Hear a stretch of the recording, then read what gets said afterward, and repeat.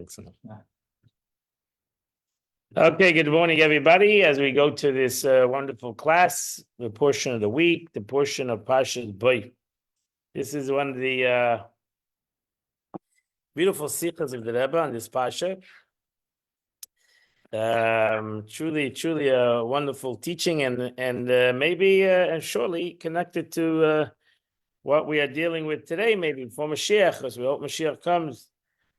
Every single moment, we hope Mashiach comes already, even though we realize that we're not perfect. We're not ready or not. We want him to come, whether we are ready spiritually or not, we still want him to come. As I've taken you out of Egypt, I will show you great miracles. That means that the Eibishter promises us that just like he took us out of Mitzrayim thousands of years ago, so he will take us again out of this gullus. Whether we are holy, unholy, whether we are righteous, unrighteous, God will take us out of Mitzrayim. All the Jews in Egypt were not so righteous at the time of going out of Egypt. There were those that were unrighteous, as the Medrash tells us. So therefore, this concept that the Eibishter is going to take us out of Mitzrayim, out of Golus, still stands till today, and that's why we remember the going out of Egypt every single day. The Rebbe, in this week, in this class, goes on something that we all know, but maybe you're going to learn something totally new today. A beautiful concept today. So let's go to the story. Moshe Rabbeinu and the Pharaoh are struggling with each other for already 9 months, 10 months. They are arguing back and forth, on this journey. The last plague, 9th plague, was a plague of darkness. And then Moshe Rabbeinu warns the Pharaoh as follows. In text number 1 on page number 38 in your book. Vayema Moshe, and Moshe said, Koyamar Hashem, this is what God says. At midnight, Ani Yetze b'seich Mitzrayim, I will go out into the Egyptians. Into Egypt. I will go out to Egypt. I will the plague of the firstborn. Right? What's interesting is over here that Moshe Rabbeinu gives a time. There's another time Moshe Rabbeinu gives a time, and that's by Borod, by the hail. Moshe Rabbeinu gives a time. He gives really a date, not a time. He says tomorrow. Over here, he doesn't say which date. He just says a time. When midnight? Which day? Doesn't say tomorrow, maybe 2 days from today. When is it? Which midnight? It's very interesting. Doesn't tell us which midnight. We know which midnight. The Jewish people know because the 14th by night. But when he tells the Pharaoh, he does tell the Pharaoh midnight. Which midnight? Why is it important to tell him a midnight? Why is it important to tell him a time? Now, they didn't have watches those days. They had the sun. Well, at midnight, there's no sun. How in the world are the Egyptians going to know when midnight is?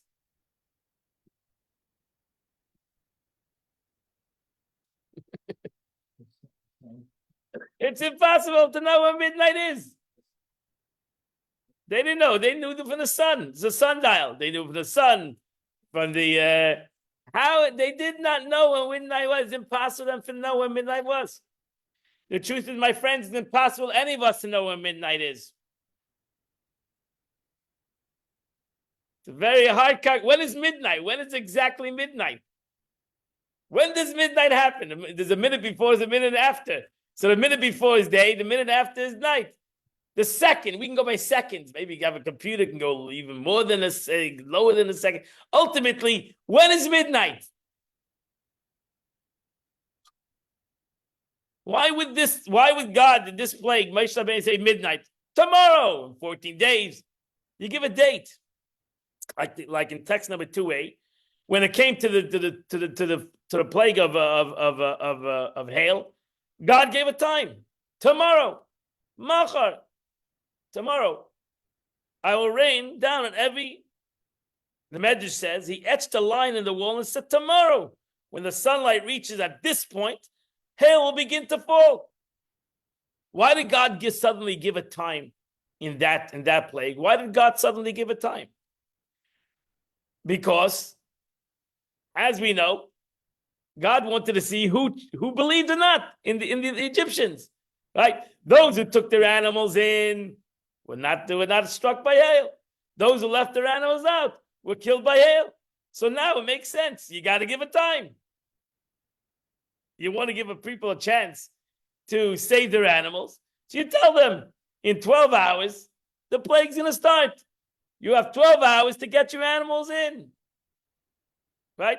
So now send and gather your stock. That's what the pasuk says. And all you have in your field, any person or beast found in the field and not brought in the house will perish by the failing air before you have to get into the house. Lock your houses, lock your barns, get into house tomorrow, 12, whatever, 11 o'clock, whatever it is. As it says, he put a line in the thing. When the sun passes, comes to this line, that's how they used to take the time. The way the sun moved. When the sun hits this line, hail is coming down. If you haven't had your flock in the barn, you missed an opportunity.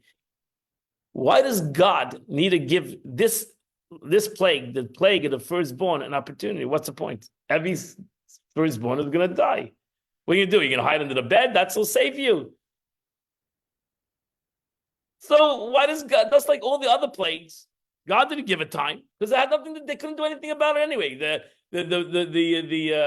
The locust is going to come, whatever time it is going to be. That's it. You're not going to be able to save anything. It's going to be destroyed, all the trees in the land. That's it. So the question is, and even if you take it in your house, the Torah says the locusts will come into your house. There's nothing you can do about it. Why suddenly this plague? God doesn't give a date, Machar, or the 14th. I mean, God tells the Jews when it's going to happen. He doesn't tell the Egyptians, doesn't tell the Pharaoh when it's going to happen. And not only he doesn't tell them a date, he tells them a time. And not only a time, he tells them a specific time.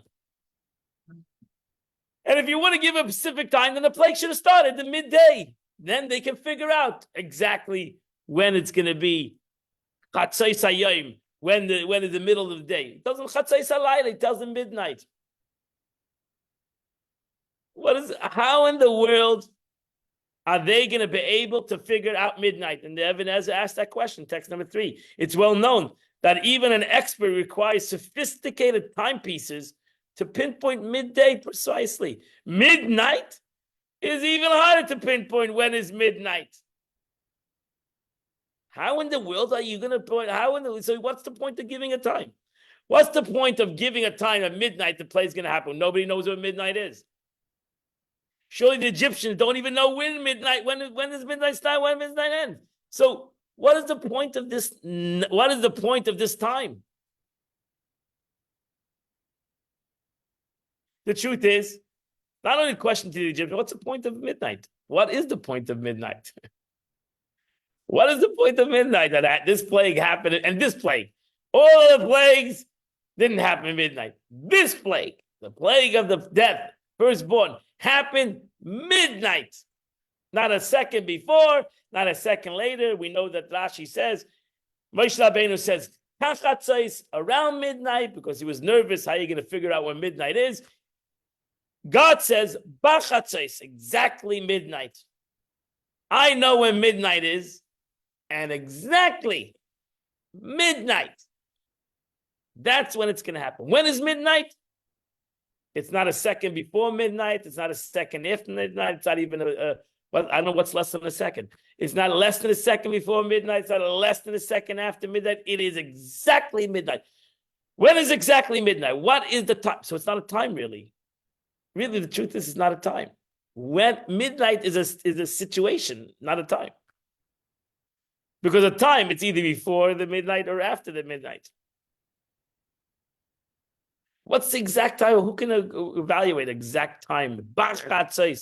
Exact. midnight. Even the clock today, 11:59 is still AM or PM. 1 o'clock becomes AM. So PM goes to 11:59.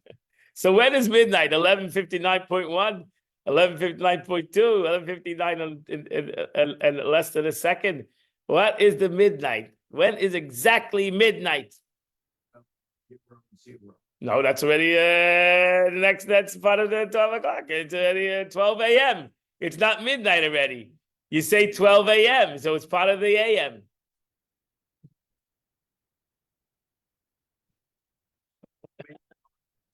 The cesium atom vibrate. You count it. Okay, Hatzlacha Rava. That's how you Well, do it. so most of us can't count the cesium atom, and therefore I don't know exactly where midnight is. I know when AM is. I know when PM ends, and I know when AM starts. I know when the night ends. I know when the morning starts. But midnight is some aspect in between the night and the morning.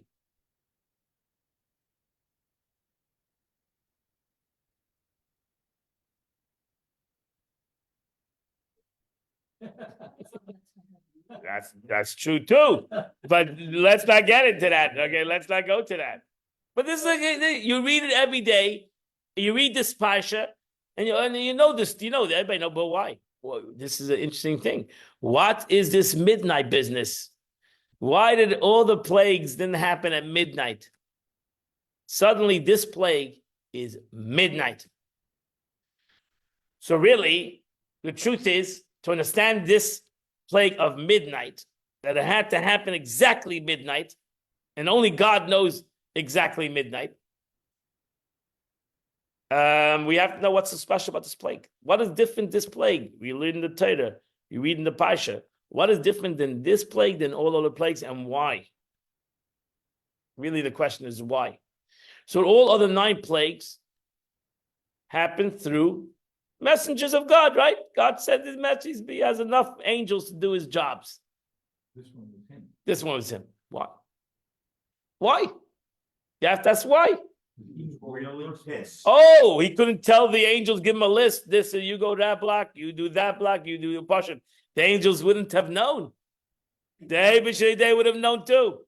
Why couldn't he do the 10th plague not through an angel, not through a messenger? You say in Vavati, we say this in our Agada.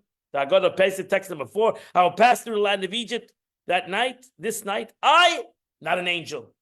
I will strike every firstborn in the land of Egypt. I, and not a Saraf is another kind of angel. I will strike the idols of Egypt. I, and not a messenger. I am God. It will be I and no other. He was really Favas. He was really pissed at the fact. Oh, that's why. He said, I'm gonna do this myself. Guy ain't listening to me. You know. Has billions of angels. He doesn't need again. He doesn't need to. Why couldn't do the first plague? Why couldn't he do every other plague? So why couldn't do the other 9 plague? Why? I understand that. I agree with you. My question is why? Why isn't listening to me? So he didn't listen to the other 9 plagues. He didn't listen to the other. So why didn't he go to the other 9 plagues? It's a good question. You have to ask these questions, and you have to come with some kind of a conclusion and some kind of a lesson. So we know the Gemara answers. Once a destroyer was given a license to destroy, and the mafrim mein tzaddik l'rasha. Once the decision was given to destroy, the angel doesn't see the difference. If you're in bullseye, if you're in the vicinity, you're in trouble. So the destroyer is an angel. Right? Destroyer is an angel. Or destroyer didn't come. Destroyer didn't come. Over here, the Eibush himself came. Because when the destroyer comes to destroy, You better hide under the bed, whether even you're a tzaddik, hide under the bed. Because when he comes to destroy, you better be out of sight, even though you're the most righteous guy. Okay?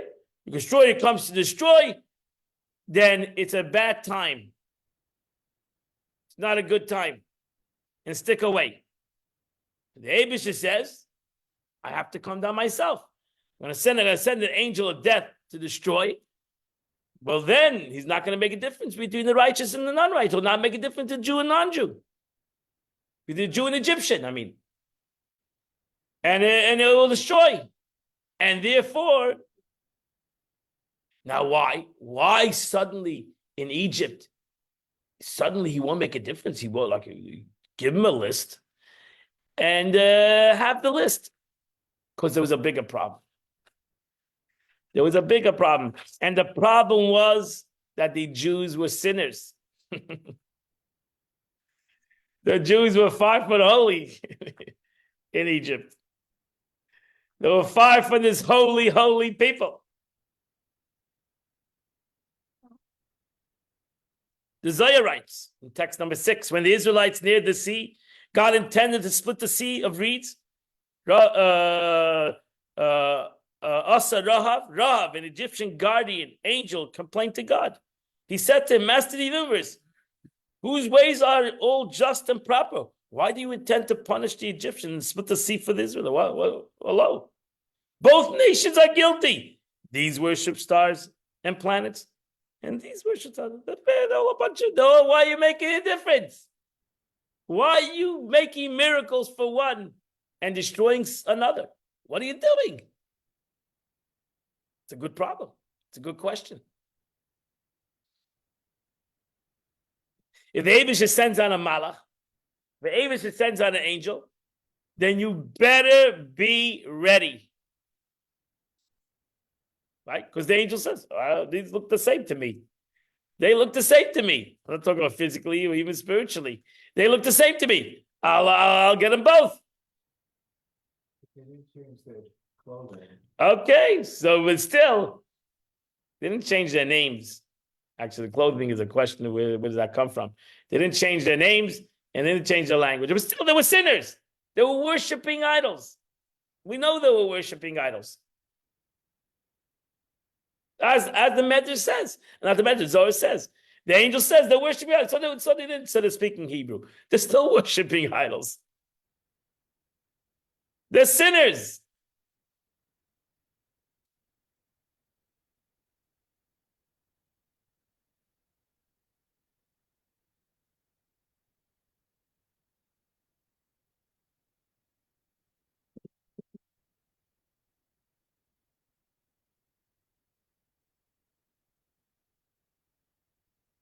You understand? So that's why when it came to Malchach, the death of the firstborn, when we're making a difference between until the 10th plague, it was all about the land of Egypt, the blood, the hail, all these things. Now we're coming to actually humans. Right? We're coming to humans, the death of humans, punishment of humans. Not just fields and water and darkness and all these things. Now we're coming to the ultimate punishment. That's the ultimate death. The ultimate punishment. And those who deserve to be punished, in the physical people deserve to, or those who don't deserve to be punished. So that's a question. Why do these deserve to be punished? Because they're idol worshippers and they're sinners when you have these people that are the same thing.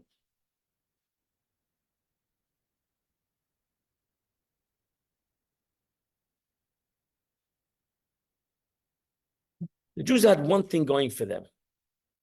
Besides that, they didn't change their names. And they didn't change their garments, or they didn't change their language. They had one thing going for them. And that was their emunah, their faith. They had one thing going for them, their faith. And we know that the Torah says so. Torah says in this week's Parsha, in last week's Parsha, next week's Parsha, the Torah emphasizes this, that the Yidden had Amunah, Vayamin, and they believed. This week's Parsha, when they asked him to, when Moshe Rabbeinu tells him to go take a sheep, Vayamin, that's today's Chitas. So Vayamin, they believed. So if the Alter Rebbe says of Yisrael Atzmalei Tzich LeMosim Klal, the Jewish people did not acquire proof, but they were believers, children of believers, as the verse states. And the nation believed, and they heard that God had remembered. That's last week's Parsha.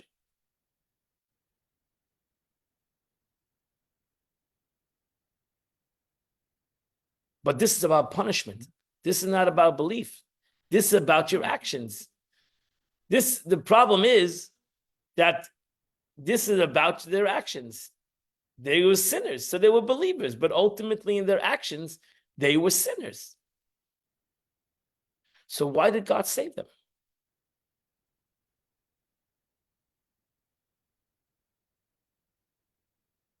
So that's why the Haggadah emphasizes that God didn't send an angel, but God himself came down to save to smite the Egyptians.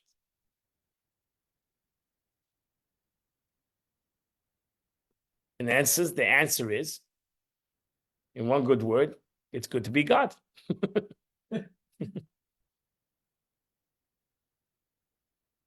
God, in essence, went above and beyond the logical and justice system.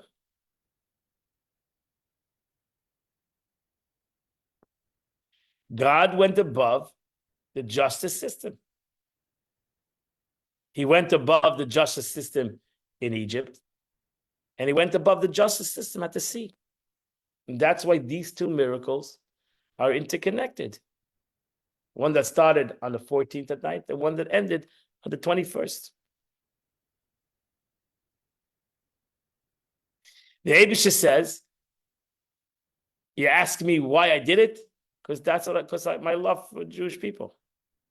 That's why we say Ata B'chartanu. When do we say Ata B'chartanu? God chose the Jewish nation is by going out of Egypt.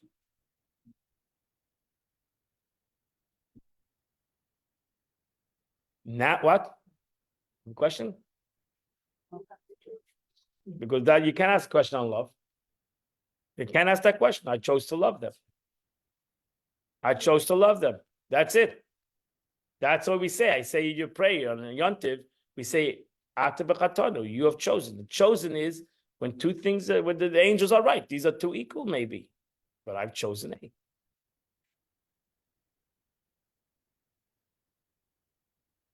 I've chosen to love you in your wickedness.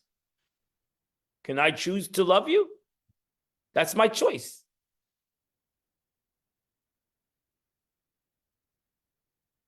Or I can't. Or you're telling me I can't love somebody even though they're wicked. You are. Can you force that on me? That's my choice. I chose to love them. Yeah. Hashem knows the future, so he knows what the Jews will. No, then he would choose them after the future. The beauty is he chose them before the future. Does he know that No. we had Ultimate doesn't take away free choice from anybody. And actually, the Jewish people didn't behave too great anyway. The future is when Mashiach comes. So this is a long future. got a long history of screwing. But you'll see why. You'll see there has to be something that creates this love. There has to be something that creates this love. Because love is reciprocal. Remember, we're not going to bring it on here, but we learned it many times. Kamayim upon the face, as the face reflects the face. It means not that God sees the future, but God sees the present. God sees the present of the person right now. That even though he's not so perfect, even though he might have sinned, still in all, they're able to see something in the in this person, in the right now, something special about this person. The Eibusha saw something special of the Jewish nation right at the present time. Even though they have negativity. Even though there's a challenging angel who says why.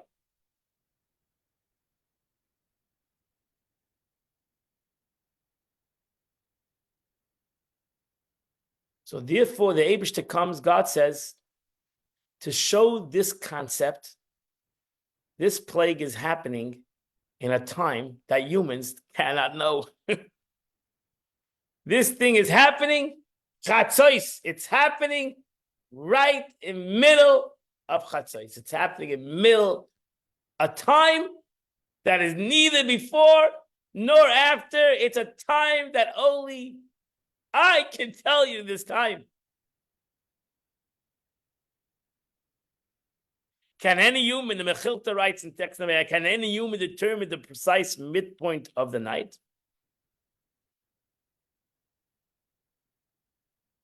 The only one who knows his times and his moments can split the night.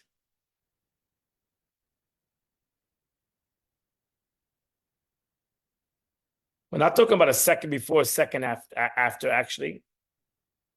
Because what is midnight? Midnight is shorter than a second. It's shorter than a, what do you say? A picosecond. I don't know. I don't know. The smallest, the picosecond. Planck, it's called Planck time. Midnight is not a time. An event. It's an event. Correct. Midnight is a change of situation from day to night. There's something that transforms the day to the night. It's not based on time.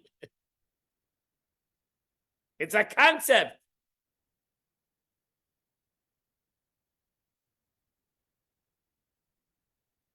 Look what the Rebbe says it. Take text 8b. Splitting the night is not a time. It's an action.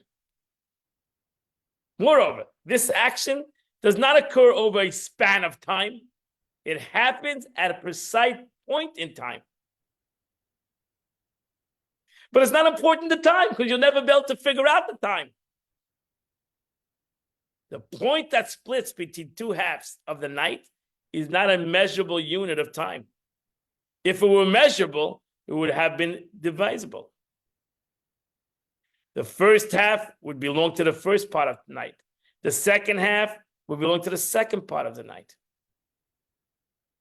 This is the message inherent in the words, as the night splits. That's the word, it doesn't say midnight. Kechatzos halayla.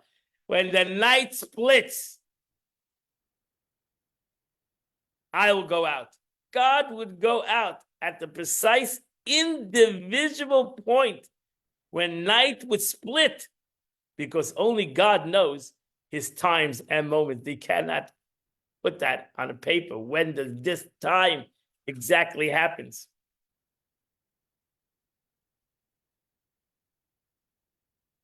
So God tells the Pharaoh, because the Pharaoh has the same problem. You see, the Pharaoh has the same dilemma. The Pharaoh's dilemma is, what's so special about the Jews? Why do they need to go out? What's so special about this group? It doesn't make any common sense. Why are you making a big deal about this group? And even if you're going to threaten me with the death of the first son, I'm not giving in. What's so special about this group? Why should I treat this group different than any other groups that are in Egypt? What's so special about this group? And God's answer is, that's my choice. You got it good. Logically, you got it right. What's so special about this group? Comes God and tells Pharaoh, trust me.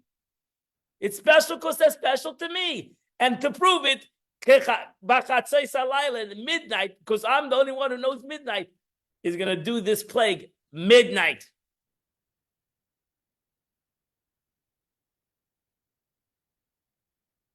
You're trying to figure out the difference between day and night.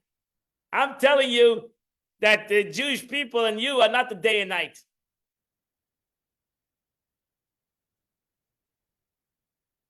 It's not that they're better and you're worse and they're worse and they're better. I don't look at it that way.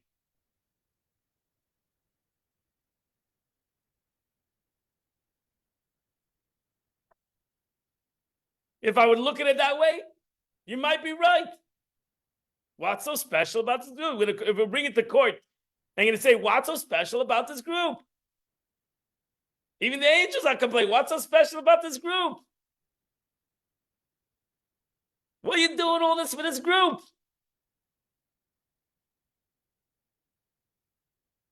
You got a good question. What's so special about this group? The Abish says, that's my choice. I love them.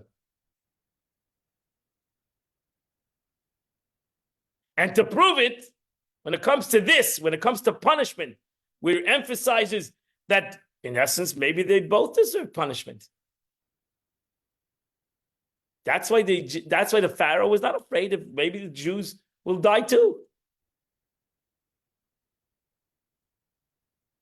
Right? Because when an angel goes out to destroy, he destroys the righteous and the wicked. Because nobody's totally righteous here.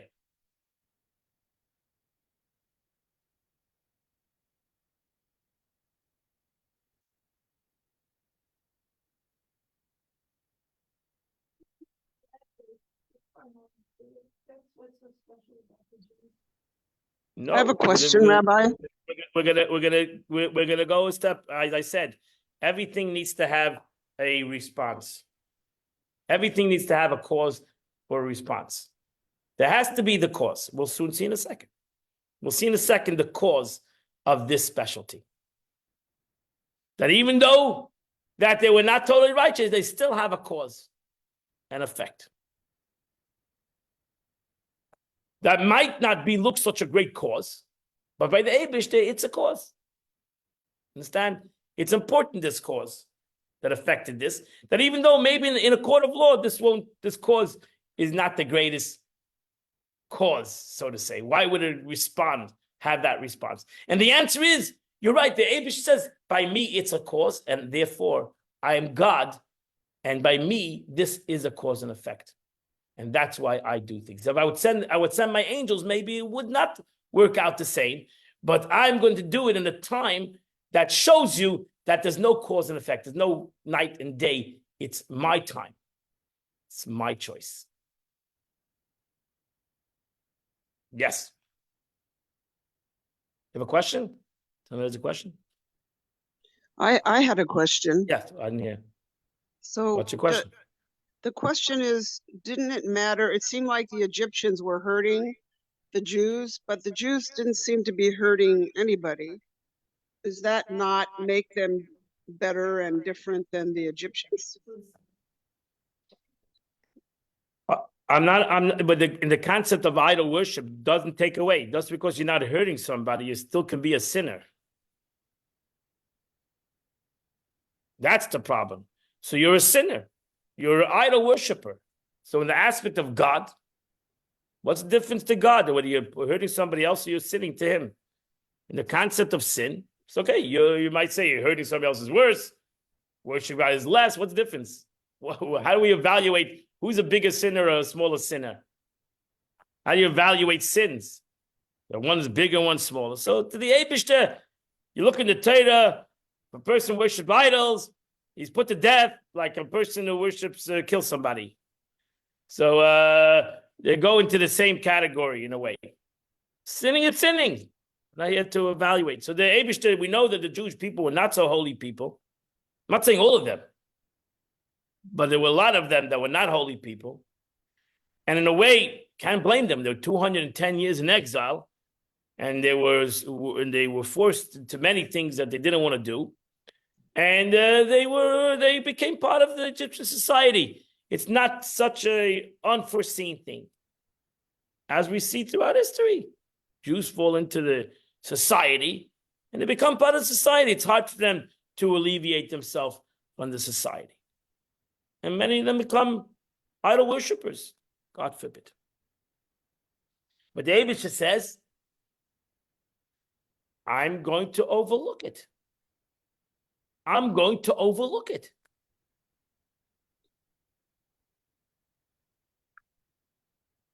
So the Rebbe goes even further and says, what? There has to be even a deeper concept over here in the concept of the midnight. Something happened in this midnight that the Eibusha showed that I am going to do two things at the same time. In essence, the Eibusha showed Gevura and Chesed at the same time. He killed all the Egyptians and he forgave all the Jews at the same time.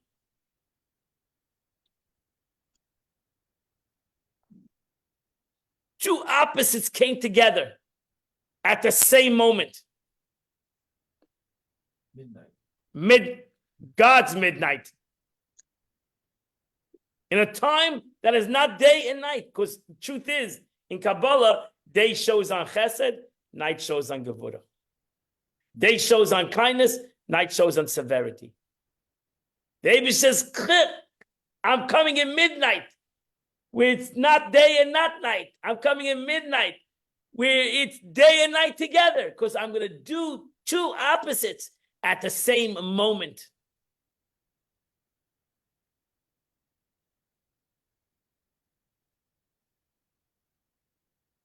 And that's why Isaiah says, God shall plague the Egyptians, plaguing and healing.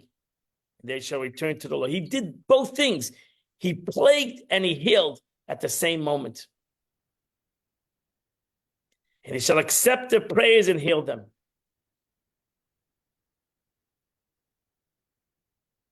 Rabbi Yossi said, the Zohar writes, the very act that struck the Egyptians brought mercy upon the Jews. It was a plague for the Egyptians and a healing for the Jews. And that is only the Eibusha who can do that, who can create one action that does two concepts.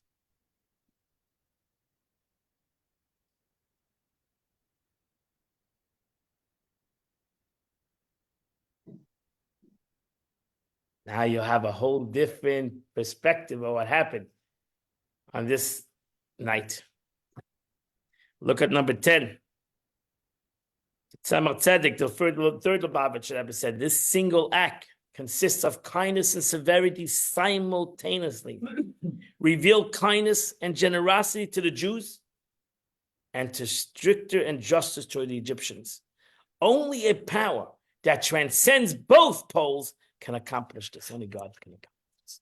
That's the meaning, Ani v'lo malach. Because you always say it in your Haggadah. What is the meaning? What is the meaning? What is it? What does it mean? What does it mean? I came down. Why? Why did you? Why did you come down? Why? You say it in Haggadah. Oh, it sounds good. What does that mean? The God said, where were you last on the 9 plagues? You were busy. Why dafka this plague? The David says, I came down, I did it. Why'd you need to do it? David doesn't do something that he doesn't need to do. He's not out for a show. Over here, that God is telling you that the plague, the 10th plague, we read today in this week's Parsha, the 10th plague is something unbelievable. That only the Eibusha, only God who's above time and space, can accomplish this paradox. At the same moment. No. Yeah, sure. I mean, they went after only the firstborn. So the Rebbe says, number 11, this explains why the plague of the firstborn had to be at the point of midnight. The first half of the night is dominated by strict nighttime. This is why darkness grows stronger at the moment it passes, as the moments pass. The second half of night is dominated by lenience, by chesed. It's daytime, it's AM. Starting to become chesed, light. This is why the night begins to grow lighter each moment. In other words, paradigm of night is interplay of opposites. The point of midnight combines the opposite poles of leniency and stricture because at this point transcends the entire paradigm of night. One who merges opposites must transcend the limitation of both.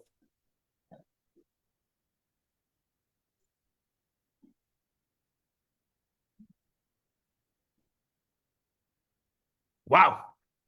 Now you got a whole different picture of what is the story of the 10th plague and what accomplished the 10th plague. The 10th plague accomplished, which ultimately didn't finish until the crossing of the sea.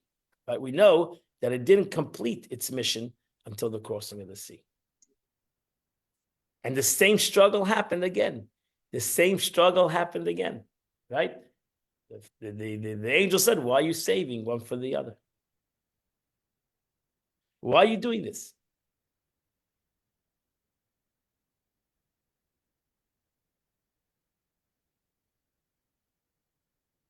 What's the cause? What's the cause? There has to be a cause. Nothing happens in a vacuum. It's got to be a cause. And the Eibishter, God, needs to give the cause. The question is, will the cause happen? And that's why the Eibishter gave 2 mitzvahs to the Jewish people before going out of Egypt. The mitzvah of Milah, circumcision, and the mitzvah of this Korban Pesach, the blood of the sacrifice. And actually, you learn Rashi, we know that they did both of these things on the 14th by day, right? And they mixed the bloods. The blood of the sacrifice and the blood of the circumcision. Because these 2 things, Jews in their state, Jews in Egypt, after 210 years of exile and becoming involved with Egypt, not only 2 years being broken spiritually and physically, but ultimately being transformed a little bit to be idol worshippers. And they worshiped the sheep, like the Egyptian worshipped the sheep. And they had to take and shech the sheep. They had to show a cause. They had to just break themselves, Mesiras Nefesh. They had to go a little bit on Mesiras Nefesh, self-sacrifice, to take the sheep. That was an idol, the idol of Egypt, and to go above their logic.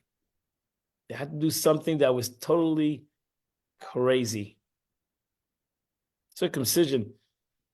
They hadn't circumcised their children in hundreds of years.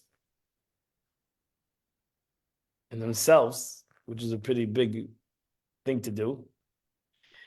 But the greater thing to do was to take an idol, their idol, and to shecht it.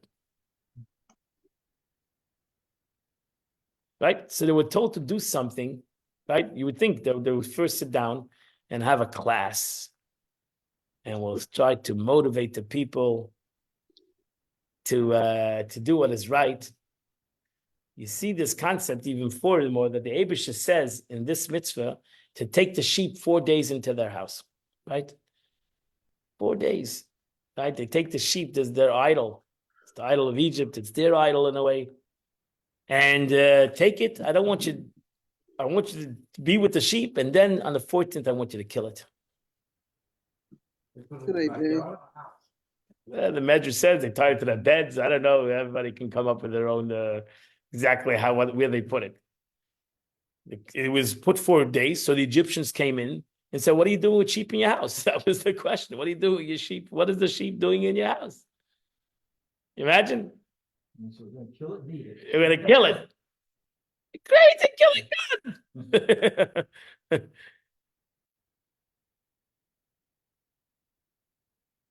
That's text number 12. The Rebbe writes, God gave the ancestors 2 commandments. That's all he gave them.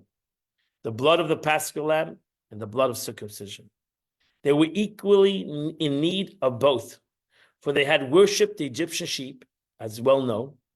A person who worships idols must rectify it in 2 ways. in halacha. One is to purge impurities. The other is to enter in the sphere of holiness.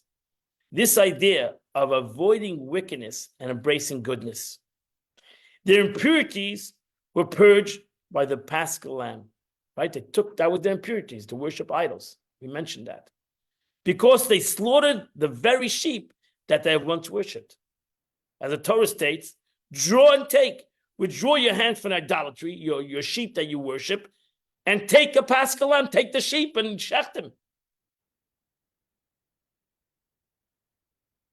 Slaughter it. Yet more was needed. After purging the impurities, they needed to do the circumcision, which is accept the yoke of heaven. So they had to have these two mitzvahs. They had to have these two actions. This was accomplished by a mark of circumcision, the sacred signature of God, which is intention into the servitude of God. Initiation. Accepting the yoke. So here the Eibishter says that's the cause. The Eibishter gave them the cause. Because even though the Eibishter doesn't have to have any reasons, the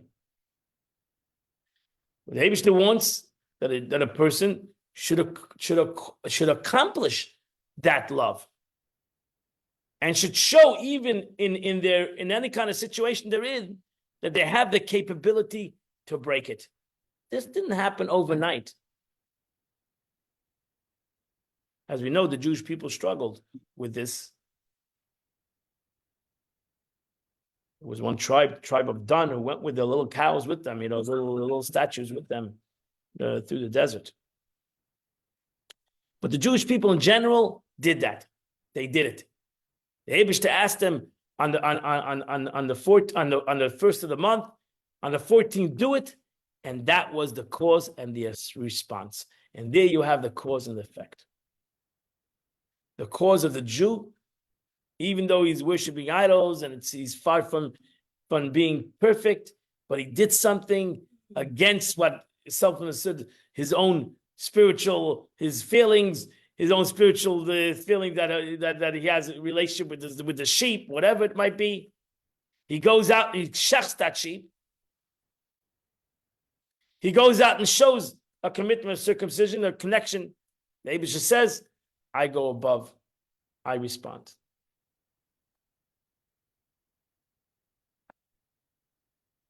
And therefore, ultimately, that's where we go to what we said before, the emunah. That it says, Ata Moitze, the Medrash says, that the Jewish people merited to go out of Egypt, not because they were holy Jews, not because they were practicing Jews, because they had faith. They had emunah. And then when the Eibishter asked them to do something crazy, they did it. Not because they understood it. They put themselves in danger doing it. For the Egyptians, and we know that. Put themselves in danger. They put their own, imagine, they put their own way of life in danger to themselves. But they did it. For the sake of emunah, they did it.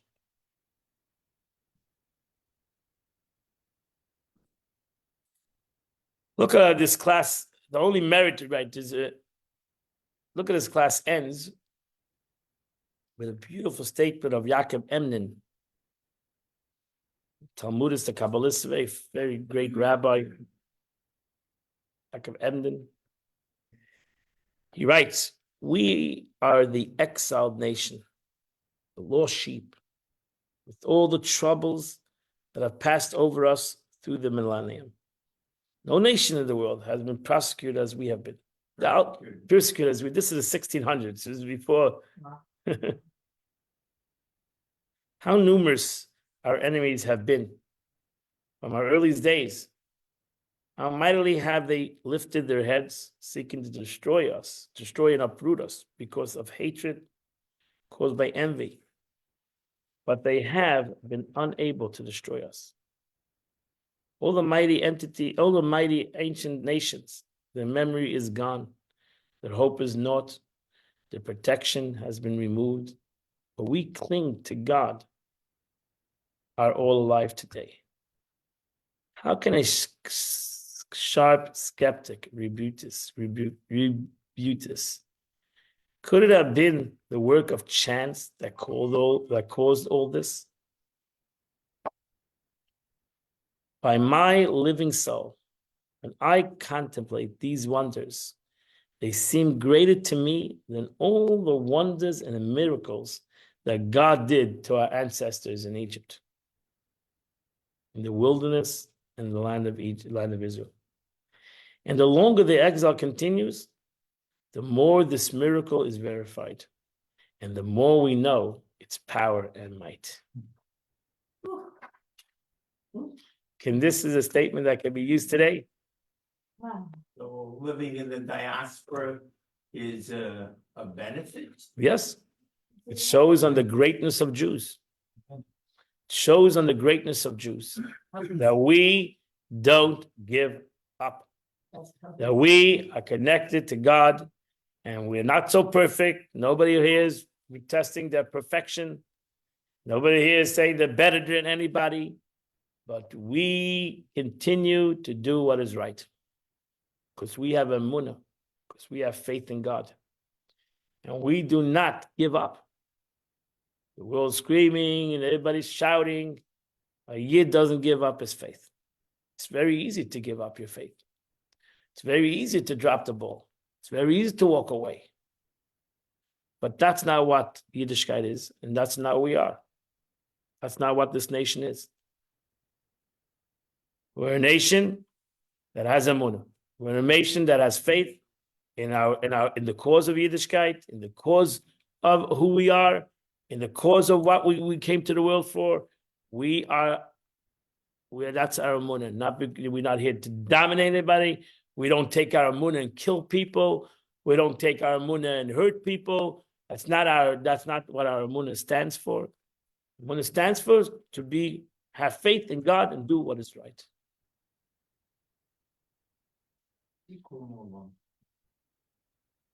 So look at the Maimonides. We'll end it off with Maimonides. For the new heavens and new earth which I will make remains before me, says God. So will your seed and your name remain. In some instances, the seed remains, but the name perishes. Many people, undoubtedly the seed of the Persians or the Greeks, but are no longer known by their name. They are assimilated into other nations. They're lost in other nations. So they're still here, but they're not anymore Persians. They're not anymore Greeks. They're not anymore Romans. Where are all the Romans? There's still Romans around someplace. But they're part of whatever. Americans, they're Japanese. I don't know where they are. In some instances, right? I believe that this prophecy, that our Torah, which gives us a unique identity, will remain forever. 950 years ago. Correct. Trust me. He was living through very rough times. He was living through extremely rough times in his life under the Muslims, actually. But that you cannot understand, this unique identity will remain forever. Because our identity is God, is our emunah in the Eibishter. Our identity is not on what we do or what we don't do, or the way we act or the way we don't act. Our emunah is based on the Eibishter, on God, on our faith in God. And ultimately, everybody's going to act differently. You're not going to have one act because it's based on their emunah, and everybody's going to act a little bit different in this nation, and therefore we have different ways of life in this nation, but hopefully we all have emunah Hashem. And if we have emunah Hashem, we're ready to sacrifice the seh, we're ready to sacrifice the sheep of the world, we're ready to circumcise ourselves, to make a commitment to God, because this emunah will never, ever disappear from this nation that wants the cause, that wants to keep that cause going. So that's why we have to keep the cause. And the Eibishter will show miracles. The Eibishter will show miracles. The Eibishter will look at this nation who has an unbelievable cause. The Eibishter will look at this nation, even though there will be angels of the nations who'll scream, but they're not so good. They're not so perfect. Some of them are still worshiping the idols of the world.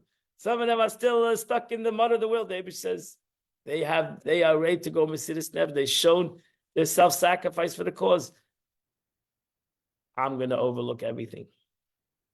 I'm overlooking everything. I'm not sending any angels to help the Jews. I'm coming myself, and therefore I can do both. I can punish the wicked, and I can forgive the good. I can do two simultaneously opposites at the same time, because I come not kichatzos, I come bachatzos. When I come to do retribution myself, I come exactly midnight. I come exactly midnight. So you're telling me that I should come now and punish both? When I come exactly midnight, I can do two opposites at the exact same time. I can punish those that are truly wicked and to heal those that deserve to be healed and forgiven. And that's what I do. And I hope and I pray that just like I started the class, the prophet says, just like Yitzias Mitzrayim, just like it happened in the going out of Egypt, so will happen again. The Mashiach will come. The Eibishter will come again at midnight, so to say, at the time, but the concept. The Eibishter should come at midnight, punish those who need to be punished, and at the same time, forgive and heal the entire Jewish nation, because we are committed, Baruch Hashem. And that's how we walk around. The Rebbe says, you have a Jew that walks around and says he's a Jew, is already a commitment. But a Jew even says he's a Jew, and he's a proud Jew. That's already an unbelievable commitment. It's an unbelievable statement. So let us all be proud Jews. Let us all show the Eibishter dam, the blood of the sheep. We're ready to give up all the taivas of this world. It's irrelevant to us. We'll shecht it. We'll shecht you'll ask us to throw away all our mishigasim. We'll throw it away. Don't worry. We're ready to do damil again. We're ready to circumcise ourselves to show our commitment to God. And the Eibishter will respond at midnight. Let us hope it happens this midnight. God bless you all. I hope you see that Rebbe took a thing that you might have learned over and over and transformed it into a whole different concept. God bless you all. Have a wonderful day. I hope to see you all 7:30 tonight. The Chassidish Fabrengen are gathering here to inspire us. What? Yahoo! Tonight at 7:30 at Chabad. It's not going to be on Zoom. You got to come in live. Come at Chabad where we are celebrating, honoring the 10th day of 10 days Shvat. No, it's not a personal thing. It's about the Rebbe. Have a wonderful and beautiful day, everybody. See you, Meit Shem, tonight at 7:30. Rabbi, I guess we'll see.